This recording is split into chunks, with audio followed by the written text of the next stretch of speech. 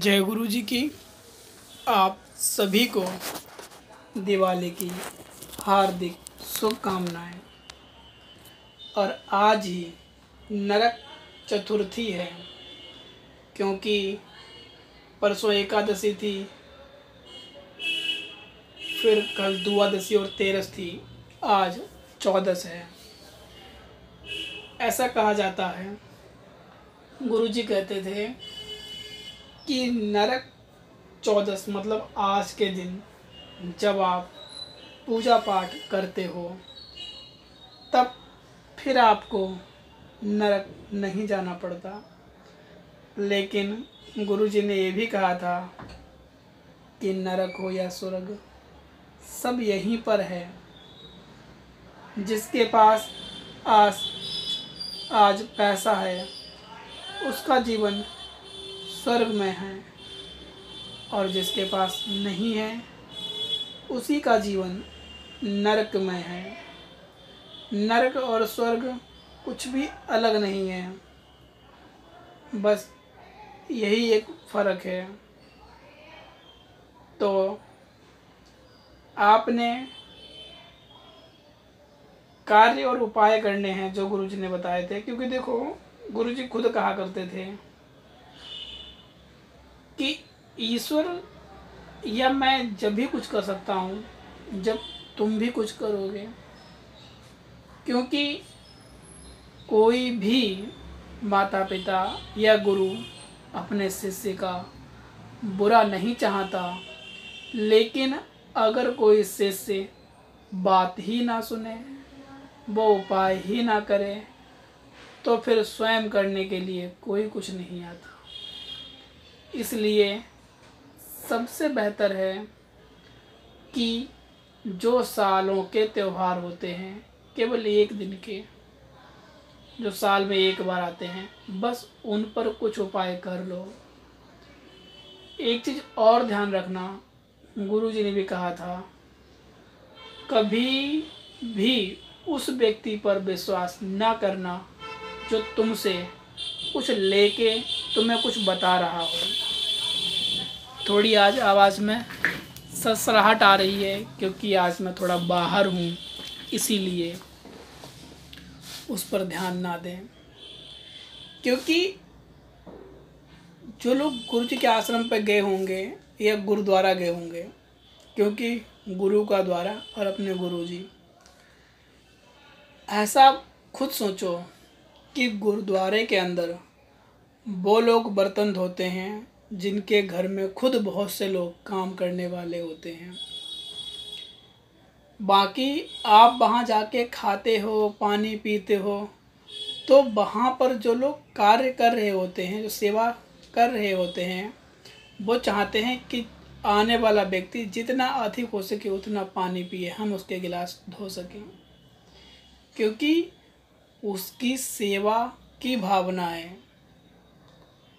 और एक वही व्यक्ति जब अपने घर में ऑर्डर दे के पानी मांगता है, गिलास रखवाता है, तब अलग बात हो जाती है।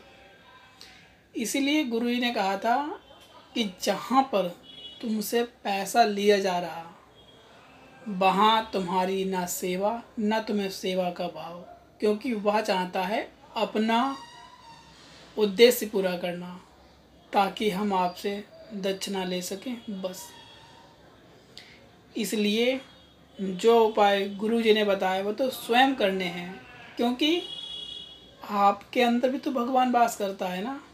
बस सद्बुद्धि और सद्कार्य करने लगो, बाकी तो सब ईश्वर अच्छा करेगा ही। फिर तो गुरु जी बैठे हुए ही हैं। इसलिए आज नरक चौदस के दिन आपने उपाय करने हैं। उपाय में ये कि आज शनिवार है, तो आज के दिन कम से कम 5 दिया घर पर जलाएं, और उन दियों में सरसों का ही तेल डालें। लेकिन एक दीपक घी का रखें। ये उपाय उन लोगों के लिए हैं जो बहुत से लोग जीवन में बहुत परिश्रम करते हैं लेकिन सफलता उन्हें मिल ही नहीं पाती। ऐसे समझो जैसे कि आप किसी को पैसा ट्रांसफ़र कोई आपको कर रहा और आपको इमरजेंसी है, लेकिन पता लगता है उस समय उस वेबसाइट का सर्वर डाउन हो जाता है। ऐसे लोग जो फुल तैयारी करते हैं, अपने काम में लगे रहते हैं, दिन रात एक कर देते हैं, बल्कि हिम्मत भी नहीं हारते, सालों साल लगे हुए हैं कि आज नहीं कल काम चलेगा, आज नहीं कल काम चलेगा। अपना मन भी संतुलन में रखे हुए हैं, ज़्यादा इच्छाएं भी नहीं हैं, लेकिन उनके कार्य बनते बनते बिगड़ जाते हैं। जैसे आप अगर चलते हुए कार में भी हाथ डालते हो, कोई बहुत बढ़िया व्यक्ति काम कर रहा था अपने जीवन में, उसने कहा तुम हमारे पास आओ और हमारा काम संभालो, इतना हम तुम्हें देंगे। लेकिन जैसे ही वहाँ पर आपने कदम रखा, आपके जीवन का वही कार्य वहीं पर रुक गया, धीमे धीमे काम डाउन हो गया। उस व्यक्ति ने फिर तुम्हें साइड में कर दिया और फिर कार्य चलने लगा।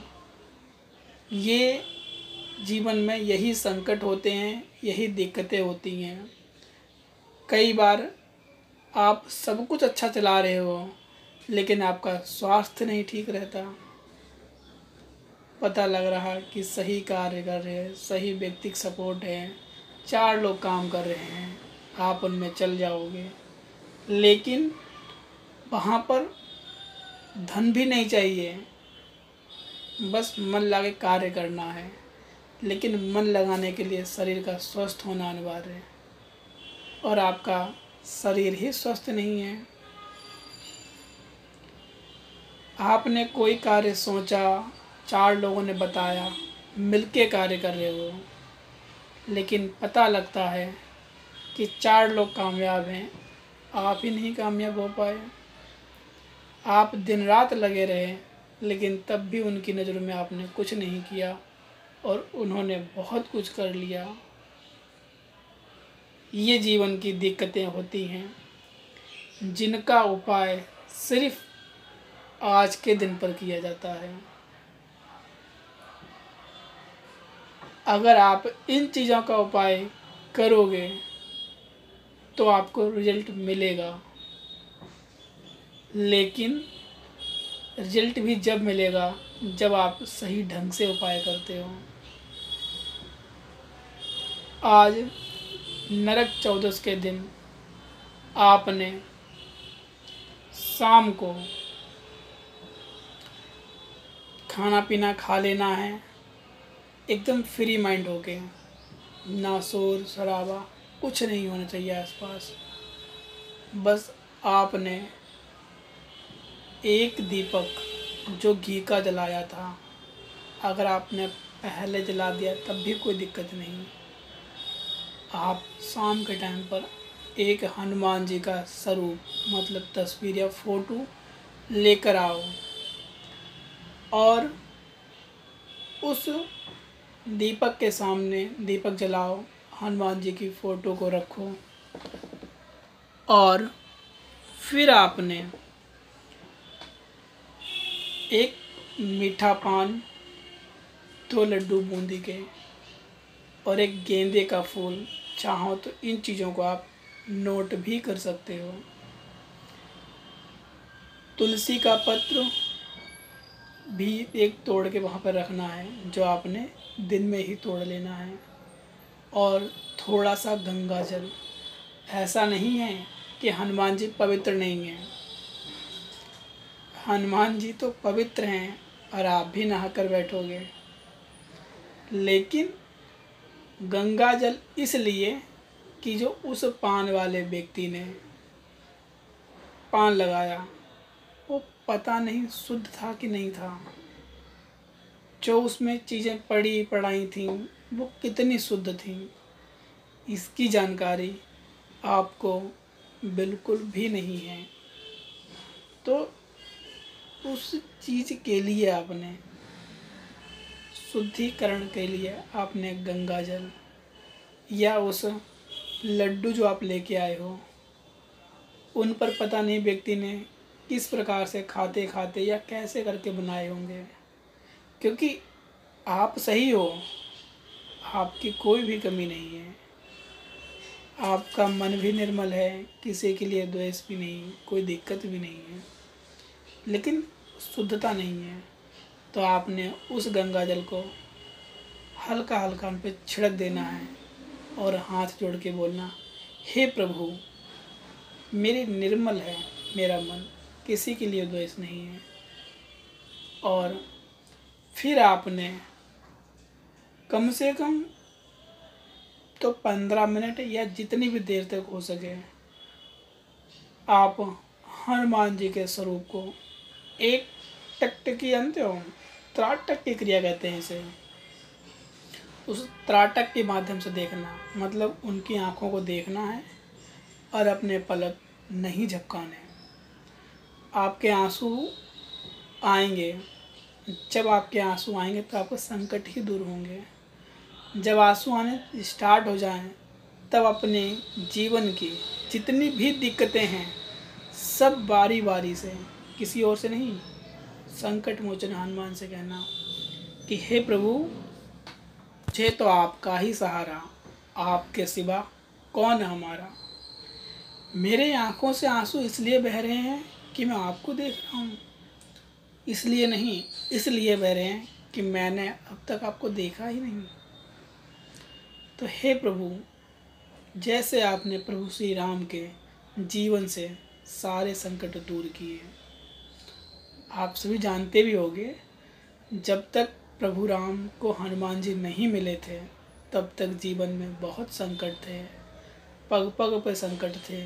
जन्म लिया, शिक्षा लेके आए, ताड़का मारने गए, कहीं कहीं सब संकट ही संकट रहे। लेकिन जब हनुमान जी उनके पास आए, फर्स्ट टाइम आए, कंधे पे लेके गए, तब पास में रुके नहीं, क्योंकि हनुमान जी को उन्होंने रोका नहीं। हनुमान जी को तब चौमास में जो भी दिक्कतें झेली हों, लेकिन वही जब लक्ष्मण जी गए और लेके आए, उसके बाद से ऐसा कोई कार्य नहीं टिका प्रभु राम का जो हनुमान जी ने सक्षम ना कर दिया हो, क्योंकि हनुमान जी बहुत बुद्धिमान हैं। वे व्यक्ति के मन की, हृदय की गति और इस चीज़ का ध्यान लगाने के बाद कार्य करते हैं कि बंदा किस प्रकार से सोच रहा है। क्योंकि आप सभी जानते होंगे, ताकत में लोग घमंड कर लेते हैं। लवकुश प्रभु राम के तो पुत्र थे, लेकिन क्या हुआ, लक्ष्मण से लेके भरत तक सभी ने माता पिता का परिचय ना लिया और ना ही उनके बारे में पूछा, तुम किस गुरु की संतान हो, क्या माता पिता, नहीं, सीधा शत्रु मानकर उनसे युद्ध किया। परिणाम बस क्या हुआ, हार ही तो गए। लेकिन हनुमान जी जब गए, उन्होंने ध्यान लगा के देखा, अच्छा सीताराम जी के पुत्र हैं, बंदी बन गए, अपनी शक्ति को व्यर्थ नहीं किया। वैसे उनकी पूंछ ही काफ़ी थी, और सभी जानते हो जब ब्रह्मा अस्त्र तक उन्हें बांध नहीं सकता था, फिर बांधता कौन। इसलिए वे कोई भी फैसला जल्दबाजी में ना लेके हर चीज़ का तो कहना, प्रभु जैसे आपने प्रभु राम के जीवन से संकट हटाए, मैं तो राम भक्त हूँ, आपका ध्यान लगा रहा हूँ, बस मुझ पर भी कृपा करो और मुझे कुछ उपाय बताओ। देखते हुए फिर आपने कम से कम 11 बार हनुमान चालीसा पढ़नी है। बस उसके बाद में वो लड्डू एक बाहर रख देना और एक लड्डू घर में सभी को बांट देना। बाकी चाहे तो खुद ले लेना। जो पान होगा शुद्ध किया हुआ, उस पान को आपने ग्रहण कर लेना है, ये बोलते हुए कि हे प्रभु, मेरे मन के अंदर जो भी घृणा, जो भी कमियां थीं, उन सभी को आप दूर कर दो और मेरे जीवन के सारे संकट दूर कर दो। अच्छा, ये उपाय आज का है।